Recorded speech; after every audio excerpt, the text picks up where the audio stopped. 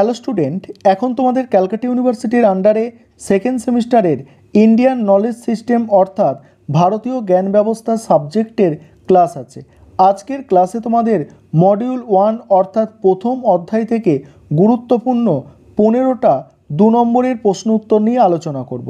তোমাদের প্রথমে একবার কোয়েশ্চেন প্যাটার্নটা বলে দিই। তোমাদের কোয়েশ্চেন প্যাটার্ন যেটা আছে ইন্ডিয়ান নলেজ সিস্টেম সাবজেক্টের এমসিকিউ থাকবে তোমাদের 15টা নয় 20টা থাকবে এমসিকিউ। ভালো করে শোনো, 20টা এমসিকিউ থাকবে, 4টে অধ্যায় থেকে এক একটা অধ্যায় থেকে 5টা করে এমসিকিউ, এইভাবে 20টা এমসিকিউ থাকবে এবং 2 নম্বরের প্রশ্ন থাকবে 15টা অর্থাৎ 15 দুগুণে 30। আজকের ক্লাসে তোমাদের প্রথম যে অধ্যায়টা আছে এই প্রথম অধ্যায় থেকে গুরুত্বপূর্ণ 15টা 2 নম্বরের প্রশ্নের উত্তর নিয়ে আলোচনা করব। প্রথম প্রশ্ন যেটা আছে, ভারতীয় জ্ঞান ব্যবস্থা কি? ভারতীয় জ্ঞান ব্যবস্থা বা ইন্ডিয়ান নলেজ সিস্টেম হলো বুদ্ধিভিত্তিক ঐতিহ্য এবং সাংস্কৃতিক অনুশীলনের একটি সমৃদ্ধ এবং বৈচিত্র্যময় অধ্যায়, যা ভারতীয় উপমহাদেশে হাজার হাজার বছর ধরে বিকশিত হয়েছে। এটি দর্শন, গণিত, চিকিৎসা, কলা, বিজ্ঞান সহ অন্যান্য বিষয়গুলির মধ্যে বিস্তৃত শাখাগুলিতে অন্তর্ভুক্ত। পরের প্রশ্ন আছে, বেদের কয়টি অংশ? বেদ কয়টি এবং কী কী? বেদ কটা? বেদ হচ্ছে 4টি, ঋগ্বেদ, সামবেদ, যজুর্বেদ আর অথর্ববেদ। এবার বলছে দেখো, বেদ কাকে বলে? ভারতের প্রাচীন গ্রন্থ বেদ। বেদ হলো প্রাচীন ভারতীয় গ্রন্থগুলির একটি সংগ্রহ, যা হিন্দু আধ্যাত্মিক এবং দার্শনিক চিন্তার ভিত্তি। বেদ 4টি প্রধান গ্রন্থ নিয়ে গঠিত: ঋগ্বেদ, যজুর্বেদ, সামবেদ, অথর্ববেদ। প্রতিটি বেদ আরও 4টি ভাগে বিভক্ত: সংহিতা, ঠিক আছে, সংহিতা, ব্রাহ্মণ্য, অরণ্যক এবং উপনিষদ। পরের প্রশ্ন আছে, বেদের তাৎপর্য লেখো। 4 নম্বর প্রশ্ন, বেদের তাৎপর্যে কি বলা হচ্ছে? দেখো, বেদের তাৎপর্য আধ্যাত্মিক অনুশীলন থেকে শুরু করে নৈতিক নীতি পর্যন্ত জীবনের বিভিন্ন দিকের ব্যাপক আলোচনা বর্তমান। এগুলি কেবল ধর্মীয় গ্রন্থ নয়, এতে স্রোত, দর্শন, আচার অনুষ্ঠানের আলোচনা রয়েছে, যা সহজ শব্দ ধরে ভারতীয় সমাজের সাংস্কৃতিক ও সামাজিক কাঠামোর নিদর্শন আছে। 5 নম্বর প্রশ্ন আলোচনা করব, তার আগে যে বিষয়টা বলার আছে, তোমাদের জন্য ইন্ডিয়ান নলেজ সিস্টেম সাবজেক্টের অনলাইন কোচিং ক্লাস চলছে। তোমরা যারা অ্যাডমিশন নিতে ইচ্ছুক আছো এই নম্বরে যোগাযোগ করতে পারো, 912300052218। এই নম্বরে তোমরা যোগাযোগ করে অ্যাডমিশন নিতে পারো। আমাদের সপ্তাহে 2 দিন করে ক্লাস হয় আর পার মান্থ 200 টাকা করে ফিস নেওয়া হয়। নাম্বারটা আরেকবার বলছি, 912300052218।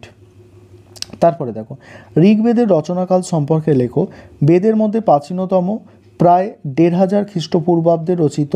এটি 10টি গ্রন্থে বিভক্ত এবং এতে 1028টি স্রোত সূক্ত রয়েছে।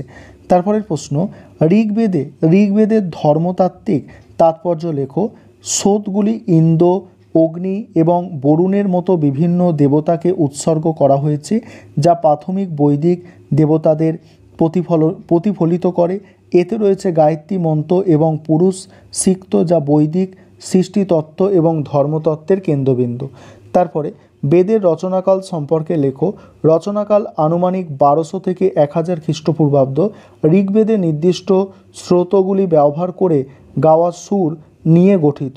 শ্লোকের সংখ্যার দিক থেকে এটি বেদের মধ্যে সবচেয়ে ছোট, কিন্তু এর একটি উল্লেখযোগ্য সঙ্গীত ও ধর্মীয় কাঠামো রয়েছে। তারপরে বেদের বৈদিক অনুষ্ঠানের ভূমিকা সম্পর্কে কি বলা হয়েছে? দেখো, সোমবলি এবং অন্যান্য বৈদিক আচার অনুষ্ঠানের মন্ত্রগুলির কেন্দ্রীয়। সামবেদ মূলত বাদ্যযন্ত্র এবং উপাসনার জন্য একটি নির্দেশিকা।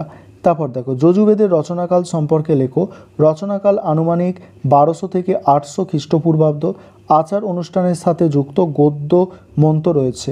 তারপর দেখো, যজুর্বেদের আলোচিত বিষয়বস্তু কি?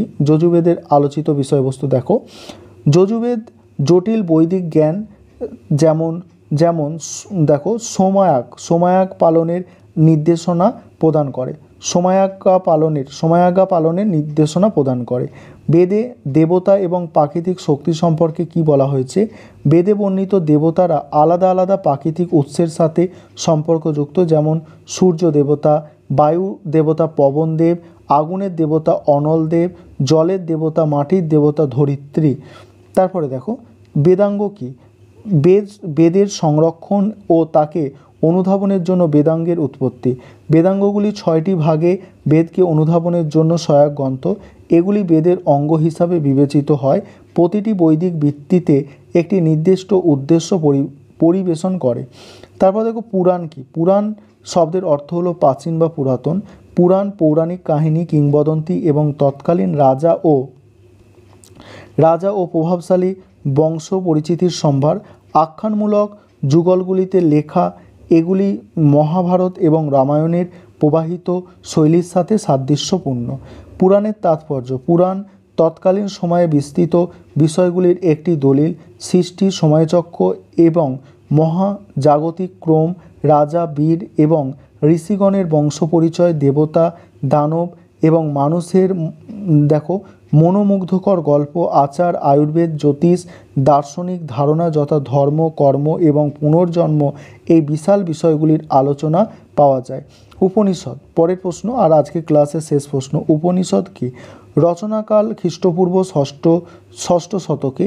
উপনিষদগুলি হলো দার্শনিক গ্রন্থগুলির একটি সংগ্রহ যা বৈদিক শাস্ত্রের শেষ অংশ গঠন করে এবং বৈদিক চিন্তাধারার চূড়ান্ত হিসাবে বিবেচিত হয়।